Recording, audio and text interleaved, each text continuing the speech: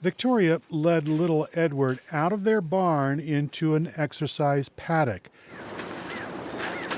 The not quite 3-week-old southern white rhino is feisty, and keeper Johnny Capiro says Edward wants Mom to play along. He's trying to engage her in play, and she just might not be feeling as excited and as playful like a typical mom. Edward also enjoys the muddy area in the middle of the pen. Capiro says the calf is curious and full of energy, especially in the mornings. He is very bold. He's really silly and playful.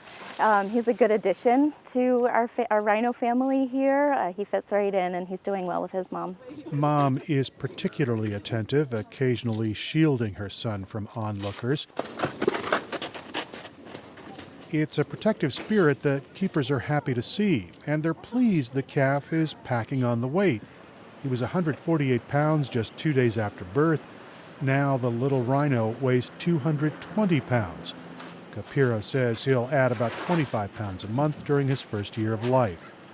Edward's playful passion has zoo officials excited, but the zoo's reproductive physiologist, Barbara Durant, says they're most pleased that the young rhino is here at all. This is our first successful artificial insemination, and it was with frozen semen. That's only happened once before in the whole world. And it's the first artificially inseminated calf in North America. Durant says Edward represents an important lifeline in the effort to save the critically endangered northern white rhino. Only 2 are still alive, and both are too old to breed. Durant says Edward's mom, Victoria, is one of 6 southern white rhino females playing a critical role in the northern white rhino's struggle against extinction. And now we know that Victoria is what we call a proven female. So we know she can conceive, she can carry a fetus to term, she can give birth, and she can take care of it. That's really important for us because in the future, Victoria and the other girls here at the Rhino Rescue Center are going to be surrogates for northern white rhino embryos. Scientists are still working out how to create northern white embryos from frozen cell samples. That gives Durant time to get each of the 6 southern whites pregnant twice, once by artificial insemination and once by embryo implantation. Once we're ready with northern white rhino embryos, these females will each have had 2 calves, so we know that they're fully capable. Victoria has already taken that first step, and another member of the herd is close.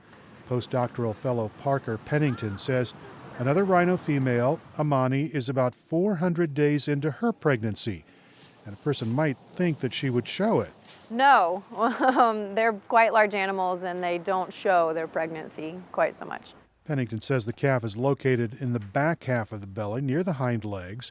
She typically uses an ultrasound wand that gives researchers glimpses of the calf. She just doesn't get a complete picture because the ultrasound is small and the calf is large. Because it does sit so deep into her belly, we can actually see it, and we can even detect movement on occasion when it's feeling active. Amani still has about 100 days to go in her pregnancy, but so far, Pennington says she's tracked right along with the pregnancy that Victoria went through. She says the rhinos are helping teach researchers. They're giving us some of the first ever information like this. They're allowing us access so that we can actually see what's going on and get some measurements. On occasion, we can measure things like a heart or a heart rate, and so that's new information for us. With one playful rhino calf already on the ground and another one close, attention is turning to the rest of the herd. And the hope is that maybe a couple of more rhinos will be pregnant by the end of the year. Eric Anderson, KPBS News.